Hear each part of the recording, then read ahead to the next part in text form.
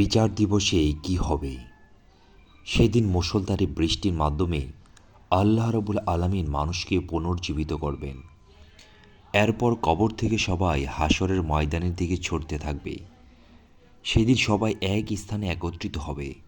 আল্লাহ তাআলা সবার বিচার করবেন এবং সবার সুবিচার নিশ্চিত করে যার যার প্রাপ্য বুঝিয়ে দিবেন। সেদিন জাহান্নামীদের সংখ্যা অনেক বেশি হবে। প্রতি হাজার মানুষের একজন বাদে সকলেই জাহান্নামী হবে। সেদিনের ব্যাপারে হাদিসে এসেছে, সেদিন সূর্য মাথার উপরে চলে আসবে। প্রত্যেকে যার যার পাপের সমপরিমাণ ঘামে ডুবে থাকবে। তবে ৭ শ্রেণীর নেককার বান্দাকে আল্লাহ তাআলা তার আরশের নিচে ছায়া দিবেন। যারা ভালো আমল করবে তাদের ডান হাতে আমলনামা দেয়া হবে এবং যারা মন্দ আমল করবে তাদের বাম হাতে আমলনামা দেয়া হবে। সেখানে প্রত্যেকেই তাদের ছোট বড় সব কাজের খতিয়ান দেখতে পাবে।